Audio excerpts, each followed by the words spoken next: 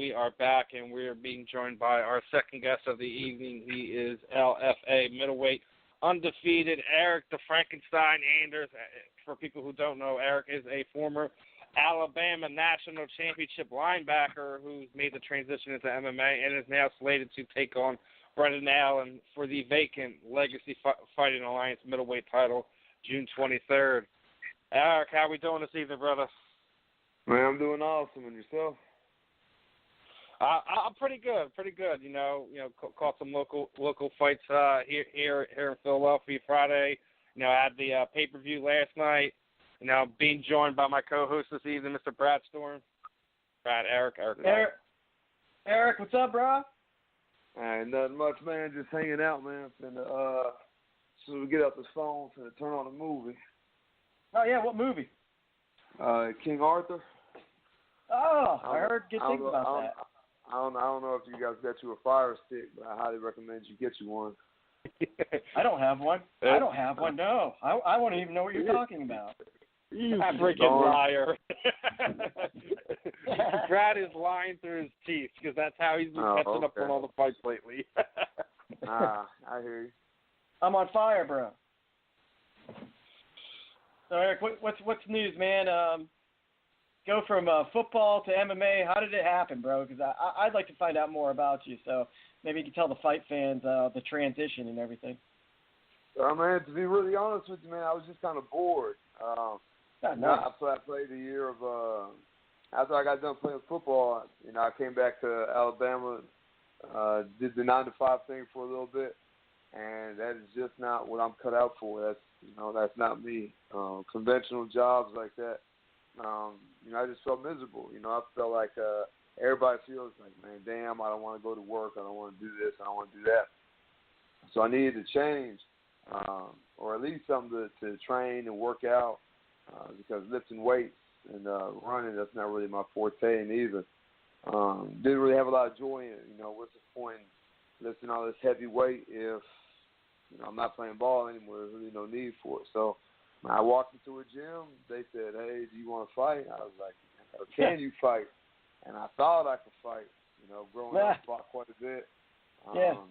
Wrestled a little bit in high school, and I was like, yeah, I could fight. Lo and behold, I found out quickly that I could not fight a lick compared to somebody who could fight. My very first night in the gym, I just walked into a little hole in the wall here in Birmingham, Alabama, and they said, yeah, go and put on some gloves and get in there with that guy. Little did I know, it was a UFC vet, Walt Harris, you know, UFC heavyweight, Walt Harris. So I got tuned up pretty good. So, but you know, at the same time, I fell in love with it. You know, I fell in love with MMA right then and there, just because of the struggle. It was a totally new skill set. I had no previous experience, you know, with boxing, kickboxing, Muay Thai, or anything like that. So I was. But you know how to hit people. Yeah, no, for sure. But you know, football tackles. You know, I got hear you. Pretty good blast double. That kind of came natural to me. But as far as like the striking and the jiu-jitsu, you know, I had to start from scratch. So you know, I kind of thought that was cool. And then you know, I kind of saw that, you know, I could do this forever. You know, this doesn't have a. You know, I'm not going to get to a certain level and they're going to tell me I can't play anymore. You know, I could do jiu-jitsu for the rest of my life. You know, I can box forever. Maybe not box competitively, but, you know, I can always train, hit the bag, hit mitts, and move around with younger guys. So that was kind of like lured me into the sport. At least you got like a natural love for it. Like some people, they try to force it when, you know, they don't have a real love for it, and they chase it for the wrong reasons. And from what I'm gathering from you know, how you explained it, you're doing this for the right reasons because you actually love it. You want to be a part of it. This is something that, you know, speaks to, you know, who you are as a person rather than, you know, I'm just doing this to get paid. Yeah, well, man, unless you're like one of the, you know, top few guys in the UFC, you're not going to get rich. Probably not going to get rich doing MMA anyway. So, and on top of that, you know, to prepare for a fight takes a lot of work. And, you know, if I was, you know, was dragging my feet and didn't like doing it, or, was, just upset every time I had to run or lift weights or, whatever. There's really no point in doing it. Then I would just feel like I was working a 9 to 5, when I would be upset that I had to go sit in front of a computer for 8-9 hours a day. What were you doing before you got into MMA? Or the 9 to 5, or what was it? I had several jobs. I worked for Coca-Cola.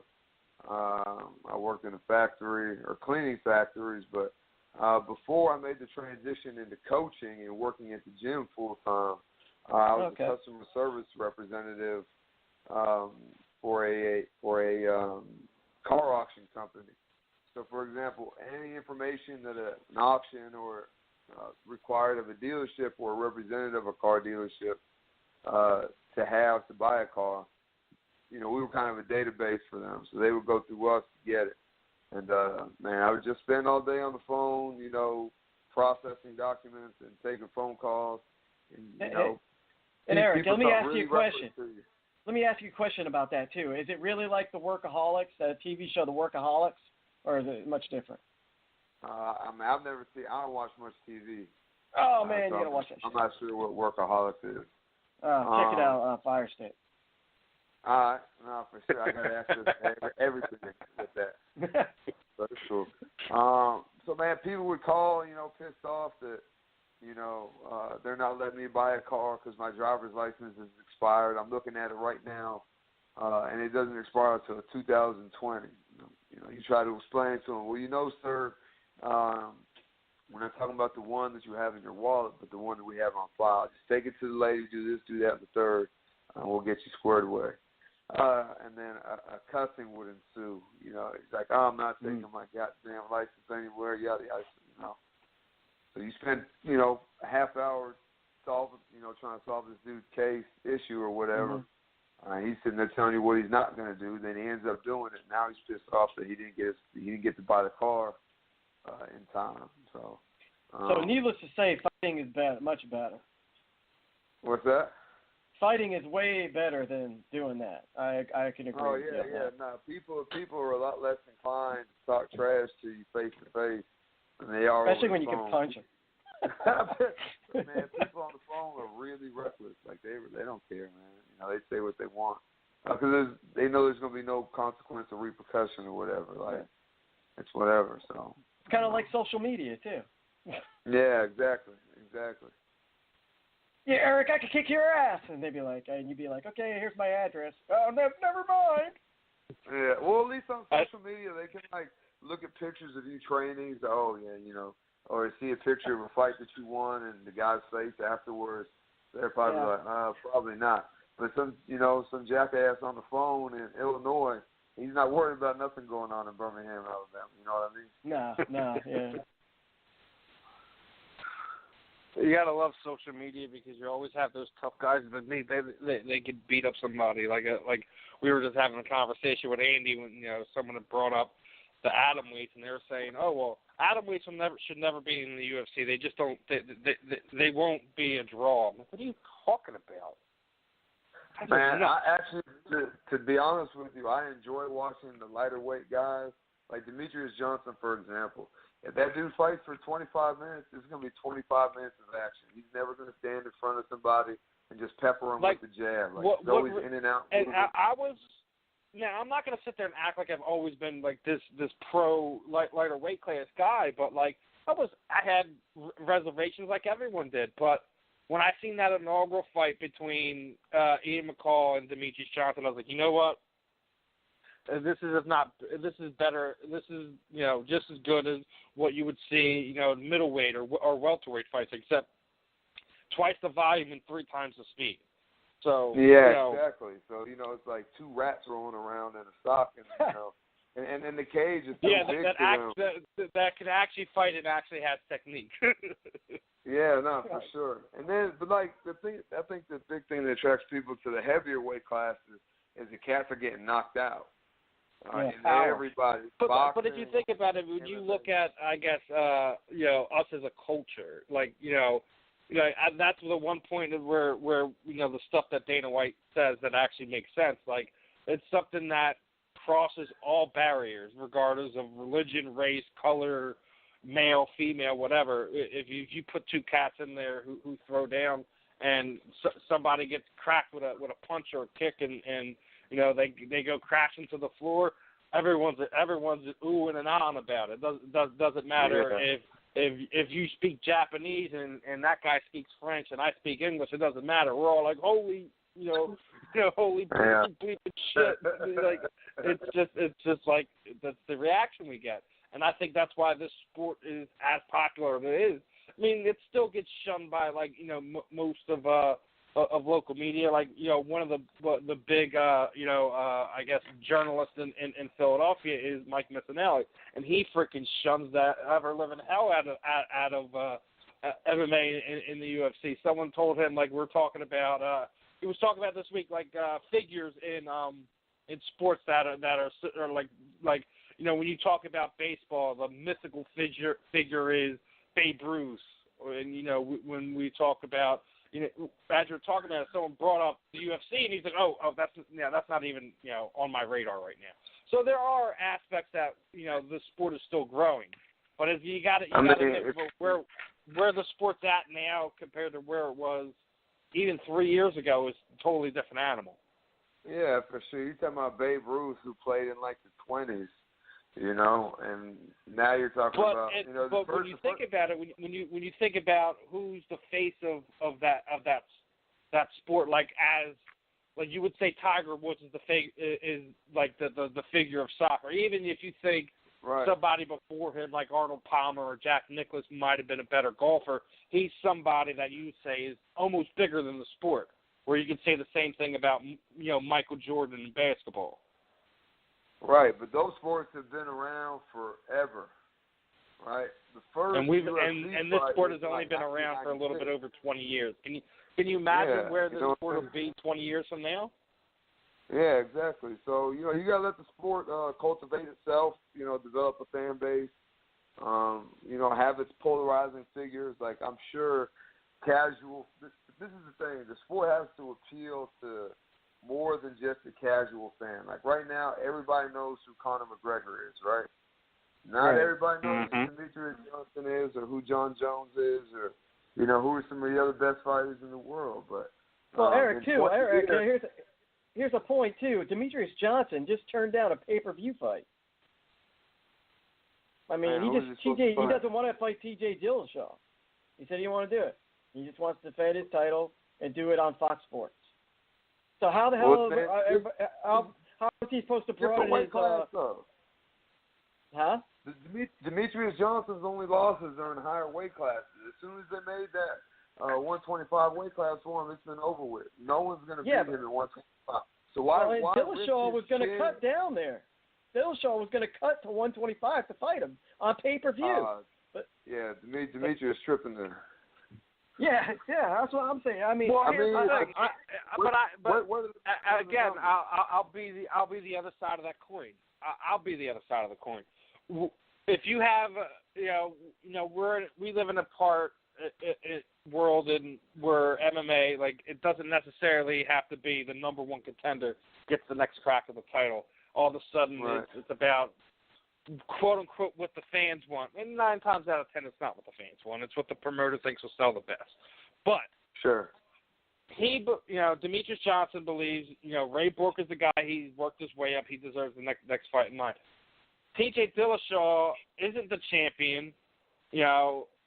He's won since he lost the belt, but it doesn't really have that big name draw or feel to it. Like where, in my opinion, it would make more sense to see the Dominic Cruz and Demetrius than it does TJ and Demetrius, because Dominic Cruz holds a win over him, and that makes more sense than TJ Dillashaw. Dillashaw's never had a fight at flyweight.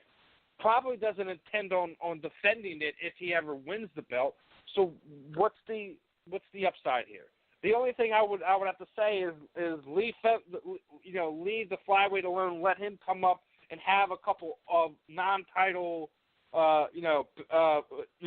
bantamweight fights, and so he can go himself and fight for the title, kind of like what they did with Anders Silva.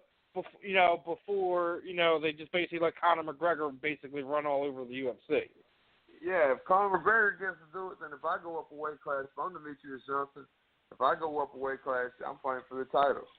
I'm not fighting nobody else. I'm not taking risking a loss for anything. And when you fight bigger guys, they're bigger for a reason. Their bone structure's thicker, they're stronger. So he's risking a little bit of his career there because, man, if you get knocked out, I have to believe if your career gets shortened each time that happens, like your chin wears down a little bit. So why take that punishment for anything less than the belt and a big payday, like a real payday? What does Demetrius Johnson fight for now? Like $500,000? In my opinion, he doesn't. He lost a lot of money when this whole Reebok deal come in. So unless they're going to pay this guy to entertain this fight, then why would you do it? Yeah, exactly. And you think about it, he had one sponsor, and that one sponsor took care of everything. And he doesn't have that one sponsor anymore. Mike was Xbox, right? Microsoft. Yeah, Xbox literally took care of him in every sense of the word. Gaming all day and training. That's awesome. Yeah, we're not talking about like a little $1,000 sponsor, or even like a $10. No, if I remember correctly, it was probably more than his actual paycheck. Well, see, if memory serves me correct. You're gonna cut that man's pay in half already, so Hey, Eryk, let me ask you something too. It's like you see a lot of fighters nowadays. You saw if you watched last night or any night. You see a lot of fighters just calling out people like crazy now, seeing if they can get a big-time fight. Do you necessarily agree with that? Like if you come out of this fight victorious, you're going to be calling out somebody else in the future. Do you think that's the right way to do things, or you do it differently? Well, when I win this fight, I'm going to be the champ. I'm going to be the middleweight champ for LFA. So I don't have to call anybody out. I'll be the man. You know what I mean? And speaking of this next fight, a question from one of our guys in the chat room, Nixon Speaks. If Alan has a bunch of submission finishes, how comfortable are you off your back training jiu-jitsu with this guy having several submission wins under his belt? I'm comfortable in every aspect of the game. On my back, on top, on my feet, in the clinch, and I think I'm better than him everywhere. I just don't go for submissions in fights because why? I like better to punch somebody, right? Right. And then you punch them a few times and soften them up for the submission, but then they just kind of turtle up. So why do anything? Why risk falling back for an armbar or a rear naked choke or whatever when I can just keep punching them and then they'll give up by themselves, or the ref will think the guy's had enough and then it'll be over with. Right, I just get a comfortable position, be heavy on top, and punch the guy so the ref says he's had enough. And I think that's the best way to do things. It's not risky. It doesn't take a whole lot of energy, and I can do it all day. And Brendan Allen's going to be in really big trouble if I get on top of him. He says he's bringing the hammers of pain down on Mr. Allen come the 23rd. Mhm. Or anywhere, to be honest. I'm very comfortable off my back. I probably train more off my back than I do in other positions. We recently had Muhammad Usman on. He's another one of these guys who transitioned from college football player to professional fighter. Do you feel like being on those larger stages on national TV, playing for national championships, having coverage on you all the time, does that better prepare you for the other aspect of what MMA is about? Constantly, being interviewed, put on the camera, ask questions about this, that, and the third. Do you think that better prepares you for those situations where, that you're in a title fight already? This is your 8th professional fight now. You're not going to go in there and get starstruck by the lights or get caught up in the moment. You've already been there. is another advantage you're going to have over Brendan Allen when when they close that cage door on the 23rd? Man, to be honest with you, I'm not really sure. I think as far as like interviews and cameras and stuff go, yeah. But I think that just some people naturally have like ice water in their veins, like they're always calm, cool, and collected. Because in football, yeah, like the crowd is bigger, it's louder, yada yada yada. But man, unless you play like quarterback or running back or something like that, or somebody touching the ball, they're not really looking at you. You know what I mean? There's 22 people out there on the field, and usually fans are just following the football. Like they don't know what cover 2 is. They don't understand like down and distance and strategy and stuff like that. So they're just following the football. He threw a 50-yard pass and the guy caught it. Good job. Or I've been sitting in the stands in a game where the quarterback's running for his life, and they're telling the guy to throw it to the receiver that's wide open 30 yards down the field. I'm just like, man, it's not that easy. So as far as performance goes, maybe, I'm not sure. But I think Brendan Allen's a really confident kid. I don't think he's going to be starstruck by the atmosphere or the lights or anything like that. And I'll get him at 100%. If you listen to him talk, he's very confident. And, very confident in his skill set and what he thinks is going to happen.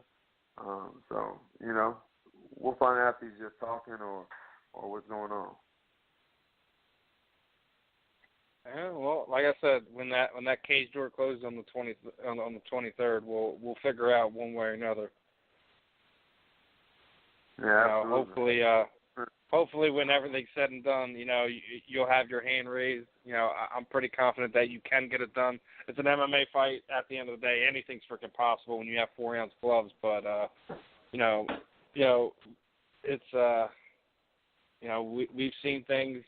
Every time you see one of these situations where they'll be like, hey, there's no way this guy's gonna lose. There's and the next thing you know, you wind up tuning in and it's like, well, the guy gets knocked out, submitted, whatever. Loses a close decision. The MMA gods find ways to humble everybody at some point in time. Sure.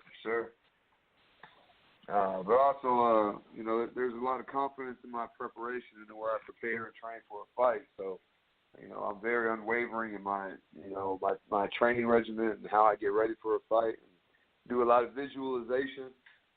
So when I get into a fight, there's not a position that I'll be in on June 23rd that I haven't already ran through in my mind and been through mentally, which definitely helps with the physical part. Because when you're on the ground with somebody on top of you throwing punches, if you haven't mentally prepared yourself for that, man, you can kind of be like an oh shit moment.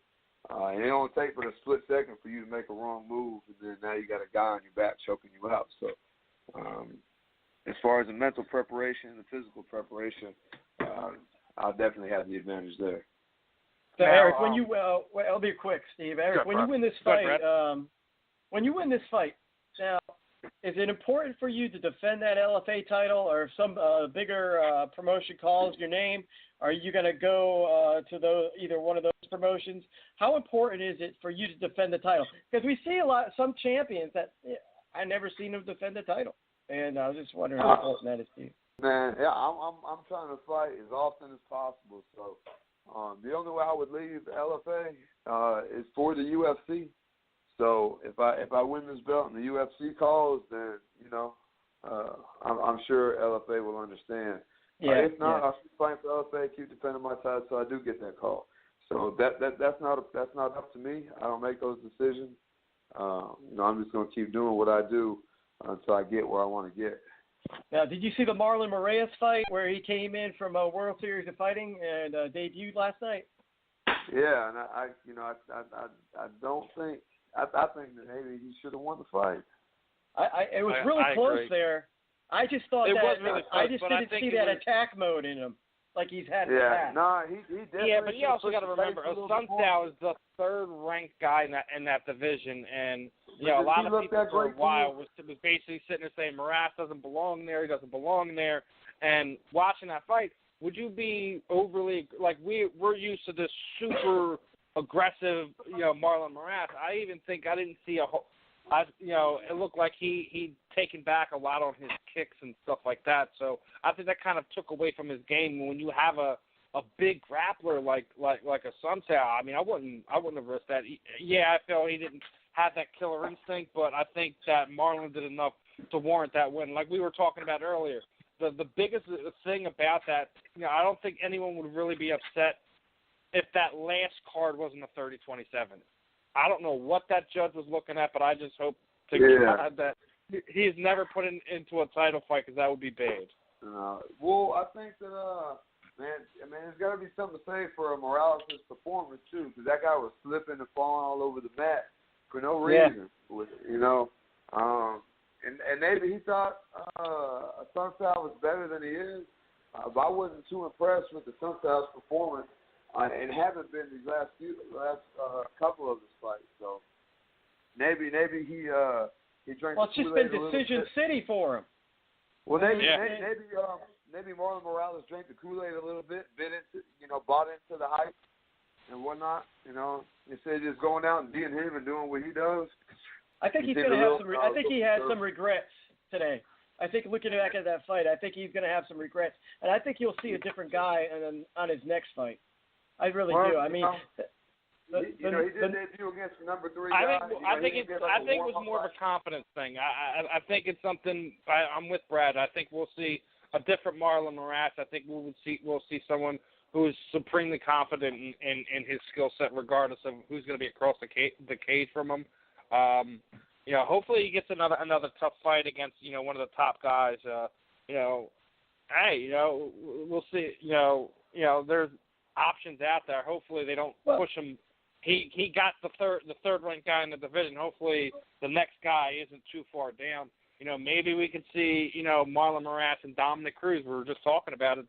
Dominic's I think kind of waiting to see what happens with TJ and Cody. But a win over Moraes would pretty much guarantee him a crack at the next title, regardless of what's going to go on with Garbrandt and Dillashaw, at least in my opinion.